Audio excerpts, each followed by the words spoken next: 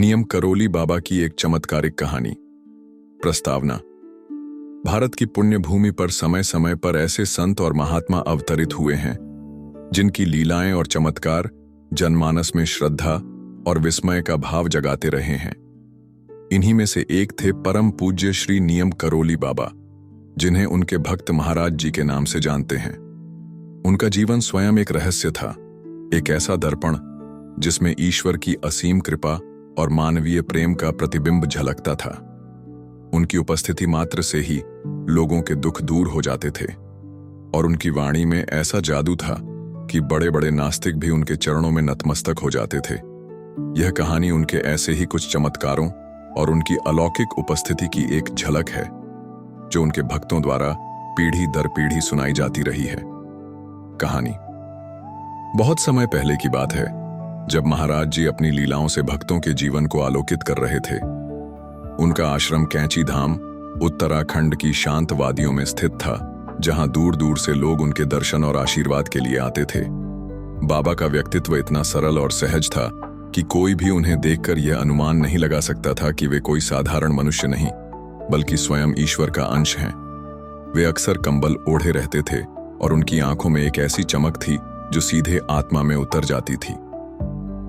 पहला अध्याय, अग्नि परीक्षा और बाबा की कृपा।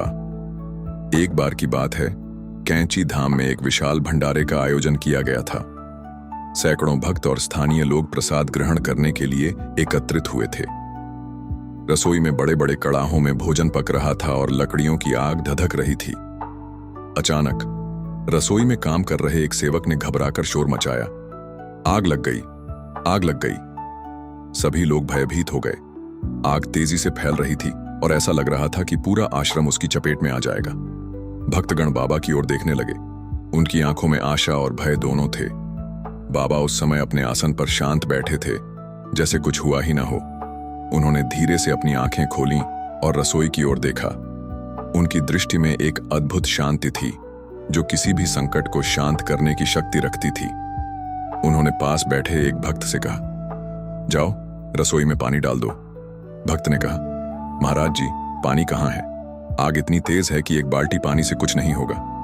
बाबा मुस्कुराए और बोले, अरे जो भी पानी मिले वही डाल दो। भक्त असमंजस में था, लेकिन बाबा के आदेश का पालन करना उसका धर्म था। वह रसोई की ओर भागा और वहां उसे एक छोटी सी बाल्टी में थोड़ा सा पानी मिला, जो शायद बर्तन धोने के लिए रखा गया था। उसने बिना सोचे समझे वह पानी धधकती आग पर डाल दिया। और यह क्या, जैसे ही पानी की कुछ बूंदें आग पर पड़ी, आग तुरंत शांत हो गई। धुआं छौंट गया और वहां केवल राख का ढेर बचा था। सभी लोग चकित रह गए।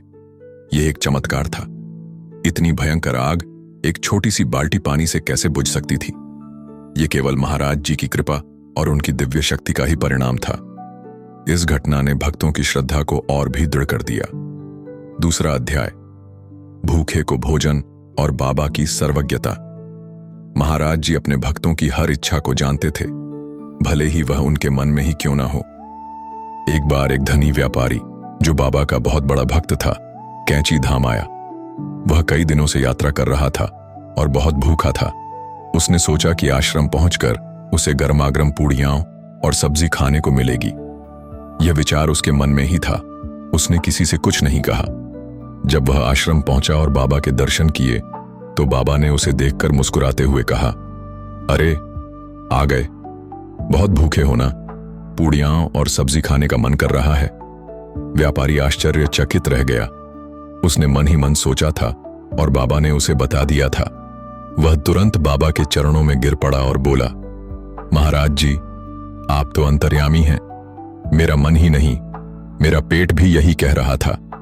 बाबा ने उसे भोजन कक्ष में जाने का इशारा किया। जब वह भोजन कक्ष में पहुंचा, तो उसने देखा कि वहां गर्मा गर्म पूड़ियां और स्वादिष्ट सब्जी परोसी जा रही थी, जबकि उस दिन आश्रम में दाल चावल बनने का नियम था। यह देखकर व्यापारी की आंखों से आंसू छलक पड़े।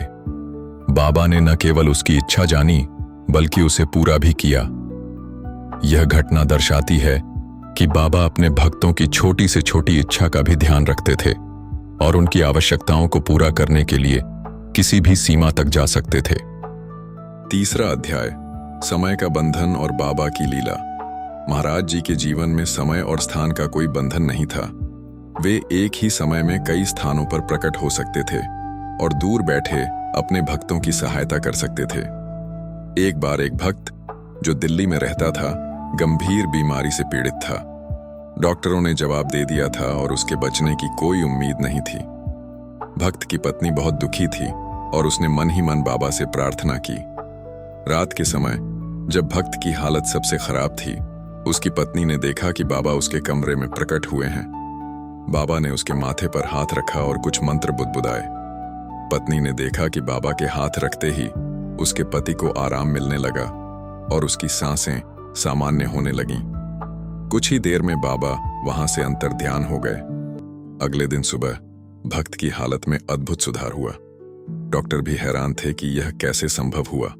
पत्नी ने उन्हें बाबा के प्रकट होने की बात बताई, लेकिन डॉक्टरों ने इसे भ्रम समझा। उसी दिन भक्त की पत्नी को कैंची धाम से एक तार मिला जिसमें लिखा था, चिंता मत करो, सब ठीक है महाराज जी।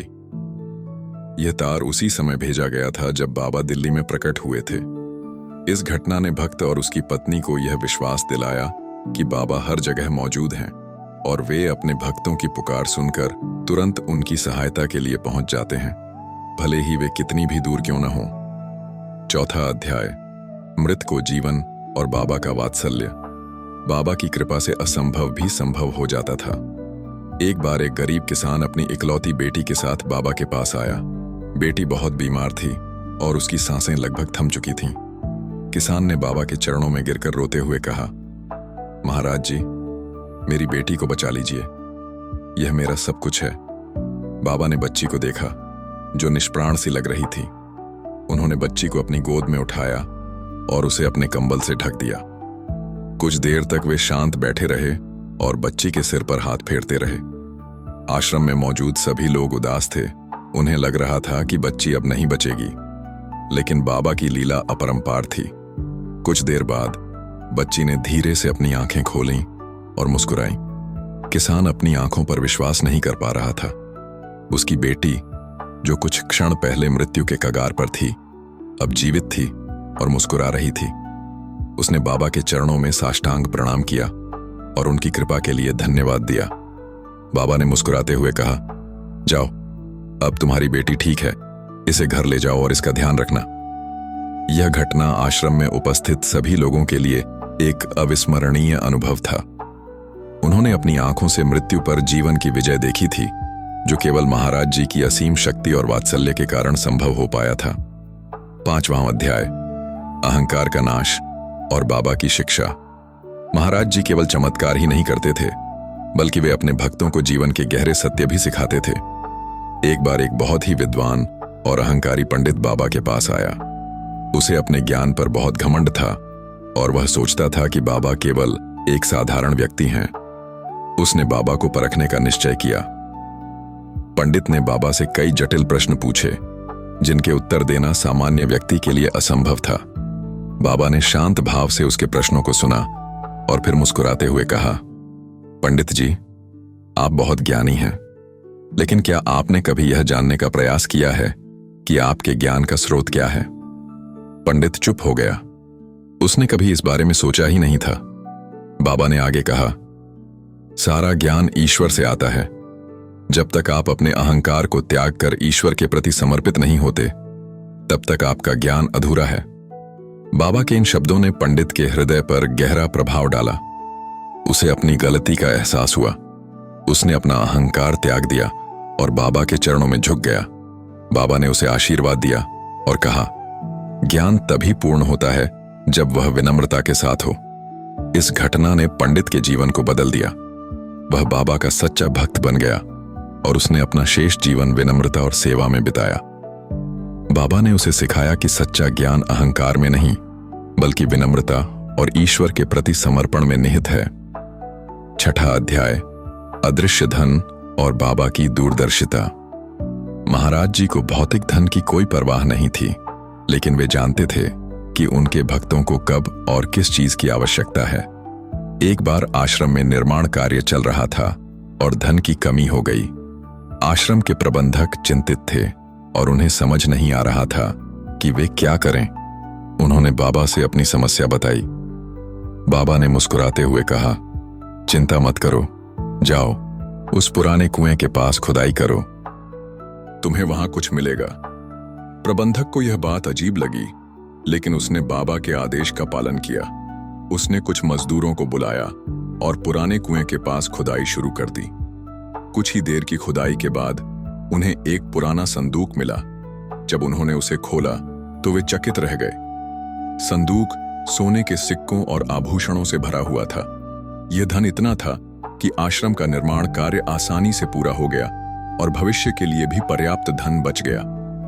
यह धन कहां से आया, कोई नहीं जानता था, लेकिन सभी को यह विश्वास था कि यह बाबा की ही लीला थी।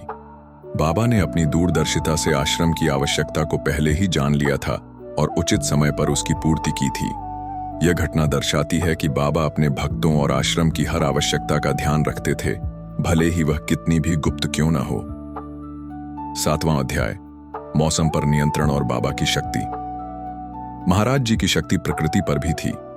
एक बार कैंची धाम में एक बड़ा सत्संग चल रहा था। हजारों भक्त एकत्रित थे और आसमान में काले बादल छाए हुए थे। ऐसा लग रहा था कि कभी भी भारी बारिश हो सकती है, जिससे सत्संग में बाधा पड़ेगी। भक्त चिंतित थे और उन्होंने बाबा से प्रार्थना की। बाबा ने बादलों की ओर देखा और मुस्कुराए। उन्होंने एक सेवक से कहा, जाओ मुझे एक सूखा कंबल लाओ। सेवक ने बाबा को सूखा कंबल दिया। बाबा ने उस कंबल को अपने ऊपर ओढ़ लिया और शांत बैठ गए। कुछ ही देर में बादलों ने गर्जना बंद कर दिया और हवा चलने लगी। देखते ही देखते बादल छूट गए और सूरज चमकने लगा। सत्संग बिना किसी बाधा के पूरा हुआ। सभी लोग हैरान थे। यह कैसे संभव हुआ कि इतने घने बादल अचानक गायब हो गए? यह केवल महाराज जी की दिव्य शक्ति का ही परिणाम था। उन्होंने अपनी इच्छा से मौसम को बदल दिया था ताकि उनके भक्तों को कोई असुविधा न हो। यह घटना दर्शाती है कि बाबा प्रकृति के नियमों से भी परे थे और उनकी शक्ति असीम थी। 8वां अध्याय, भोजन का विस्तार और बाबा की दया। महाराज जी की दयालुता की कोई सीमा नहीं थी। एक बार आश्रम में बहुत कम भोजन बचा था, लेकिन अचानक सैकड़ों नए भक्त आ गए। आश्रम के सेवकों को चिंता हुई कि इतने सारे लोगों को भोजन कैसे कराया जाएगा। उन्होंने बाबा से अपनी समस्या बताई। बाबा ने मुस्कुराते हुए कहा, चिंता मत करो, जो कुछ भी है उसे सभी को परोस दो। सेवकों ने बाबा के आदेश का पालन किया। उन्होंने जो थोड़ा बहुत भोजन बचा था उसे परोसना शुरू किया। लेकिन यह क्या, जैसे जैसे वे भोजन परोसते गए, भोजन की मात्रा बढ़ती गई। ऐसा लग रहा था कि भोजन का भंडार कभी खत्म ही नहीं होगा। सभी भक्तों ने भरपेट भोजन किया और भोजन फिर भी बचा रहा। यह एक अद्भुत चमत्कार था। इतने कम भोजन से इतने सारे लोगों को कैसे खिलाया जा सकता था? यह केवल महाराज जी की कृपा और उनकी दयालुता का ही परिणाम था। उन्होंने अपनी शक्ति से भोजन का विस्तार कर दिया था ताकि कोई भी भूखा न रहे। यह घटना दर्शाती है कि बाबा अपने भक्तों की भूख को कभी बर्दाश्त नहीं कर सकते थे और वे हमेशा उनकी आवश्यकताओं को पूरा करने के लिए तैयार रहते थे। 9वां अध्याय, दिव्य दर्शन और बाबा की उपस्थिति। महाराज जी अपने भक्तों को समय समय पर दिव्य दर्शन भी देते थे। एक बार एक भक्त जो वर्षों से बाबा के दर्शन के लिए तरस रहा था, कैंची धाम आया। वह बहुत निराश था क्योंकि बाबा उस समय आश्रम में नहीं थे। भक्त ने सोचा कि उसका आना व्यर्थ हो गया। वह उदास होकर आश्रम के बाहर बैठा था। तभी उसे एक अद्भुत प्रकाश दिखाई दिया। प्रकाश के बीच उसे बाबा का दिव्य रूप दिखाई दिया। बाबा मुस्कुरा रहे थे और उन्होंने भक्त को आशीर्वाद दिया। कुछ ही क्षणों में वह दिव्य रूप अंतर्ध्यान हो गया। भक्त की आंखों से खुशी के आंसू बहने लगे। उसे विश्वास नहीं हो रहा था कि उसे बाबा के दिव्य दर्शन हुए हैं। उसने तुरंत आश्रम के अन्य भक्तों को यह बात बताई। सभी ने उसे बधाई दी और कहा कि यह बाबा की विशेष कृपा है। यह घटना दर्शाती है कि बाबा अपने भक्तों की सच्ची श्रद्धा को पहचानते थे और उन्हें अपने दिव्य रूप के दर्शन देकर धन्य करते थे। वे हमेशा अपने भक्तों के साथ थे, भले ही वे शारीरिक रूप से उपस्थित न हों। 10वां अध्याय, बाबा का संदेश और शाश्वत प्रेरणा। महाराज जी ने अपने जीवन में कई चमत्कार किए, लेकिन उनका सबसे बड़ा चमत्कार प्रेम और सेवा का संदेश था। वे हमेशा कहते थे, सबको प्यार करो, सबको खिलाओ, भगवान को याद करो। उनका जीवन स्वयं इस संदेश का एक जीता जागता उदाहरण था। उन्होंने कभी किसी से कुछ नहीं मांगा, बल्कि हमेशा देते रहे। आज भी नियम करोली बाबा अपने भक्तों के हृदय में जीवित हैं। उनके चमत्कार और उनकी शिक्षाएं हमें यह याद दिलाती हैं कि ईश्वर हर जगह मौजूद है और प्रेम तथा सेवा ही ईश्वर तक पहुंचने का सबसे सरल मार्ग है। उनकी कहानियां हमें प्रेरणा देती हैं कि हम अपने जीवन में विनम्रता, दया और निस्वार्थ प्रेम को अपनाएं। महाराज जी का आशीर्वाद हमेशा हम सब पर बना रहे। समाप्ति। नियम करोली बाबा का जीवन एक अद्भुत गाथा है जो हमें विश्वास, प्रेम और सेवा के महत्व को सिखाती है। उनके चमत्कार केवल भौतिक घटनाओं तक सीमित नहीं थे, बल्कि वे लोगों के हृदयों को परिवर्तित करने और उन्हें आध्यात्मिक मार्ग पर अग्रसर करने वाले थे। उनकी उपस्थिति मात्र से ही लोगों के जीवन में शांति और आनंद आ जाता था। यह कहानी उनके अनंत चमत्कारों का एक छोटा सा अंश मात्र है, जो हमें यह याद दिलाती है कि ईश्वर की कृपा असीम है और वह हमेशा अपने भक्तों के साथ रहते हैं। बाबा नियम करोली की शिक्षा है कि सच्चा सुख प्रेम, सेवा और विनम्रता में है। ईश्वर हर हृदय में वास करते हैं, बस उन्हें पहचानने की आवश्यकता है।